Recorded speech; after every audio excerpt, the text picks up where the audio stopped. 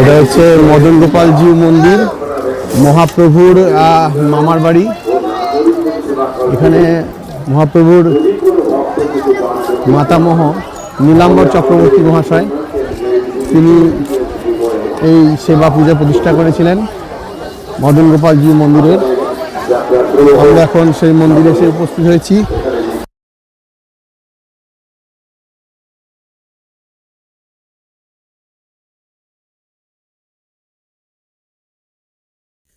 নবদ্বীপ মণ্ডল পরিক্রমায় অগণিত তীর্থের মধ্যে এমন কিছু স্থান রয়েছে যেগুলি শুধু ইতিহাস নয়, মহাপ্রভুর পারিবারিক স্মৃতি ও আবেগকে আজও জীবন্ত করে রেখেছে। আজ আমরা আপনাদেরকে দর্শন করাতে চলেছি এমনই এক পবিত্র স্থান, সীমন্ত দ্বীপের বেলপুকুরে অবস্থিত মহাপ্রভুর মাতুলালয় শ্রী নীলাম্বর চক্রবর্তীর পাটবাড়িতে, যে স্থানের প্রতিটি ইট, প্রতিটি ধূলিকণা যেন আজও স্মরণ করে বালক নিমাইয়ের পদচারণা। এই নীলাম্বর চক্রবর্তী কে ছিলেন?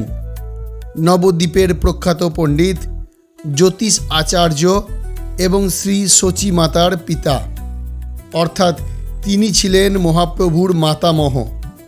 প্রচলিত বৈষ্ণব ঐতিহ্য অনুসারে মহাপ্রভুর জন্মের পর তিনি তাঁর জন্মকোষ্ঠী বিচার করে ভবিষ্যৎবাণী করেছিলেন, এই শিশু একদিন সমগ্র বিশ্বে হরিনাম প্রচার করবেন। এই বেলপুকুরই ছিল শচী মাতার পিতৃগৃহ, তাই বালক নিমাইয়ের শৈশব স্মৃতির সঙ্গেও জড়িয়ে রয়েছে এই পবিত্র ভূমি। এই পাটবাড়ির অন্যতম আকর্ষণ হল শ্রী শ্রী মদন গোপালজিউ। বৈষ্ণব পরম্পরায় বিশ্বাস করা হয় যে এই প্রাচীন বিগ্রহের সেবা করতেন স্বয়ং নীলাম্বর চক্রবর্তী। শতাব্দীর পর শতাব্দী ধরে আজও তাঁর সেবা অব্যাহত রয়েছে।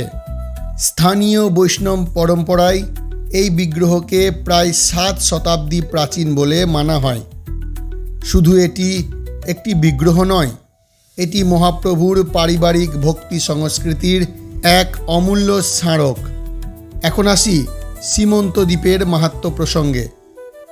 বেলপুকুর নবদ্বীপের 9টি দ্বীপের মধ্যে একটি, যা সীমন্ত দ্বীপের অন্তর্গত। শাস্ত্রে বর্ণিত আছে যে দেবী পার্বতী এখানে এসে গৌরাঙ্গ মহাপ্রভুর আবির্ভাব মাহাত্ম্য শ্রবণ করেছিলেন। পরে তিনি ভগবানের চরণ রজ নিজের সিঁথিতে ধারণ করেন। সেই সীমন্ত থেকেই এই স্থানের নাম হয় সীমন্ত দ্বীপ। এই কারণে এই দ্বীপ নবদ্বীপ ধামের অন্যতম মহাপবিত্র স্থান হিসাবে গণ্য করা হয়। প্রতি বছর নবদ্বীপ মণ্ডল পরিক্রমার সময় হাজার হাজার ভক্ত এখানে এসে মহাপ্রভুর মাতুলালয় তথা মদন গোপালজিউ দর্শন করেন। যদি কখনও নবদ্বীপ মণ্ডল পরিক্রমায় আসেন তাহলে অবশ্যই এই স্থানটি দর্শন করবেন। জয় নিতাই, জয় গৌর।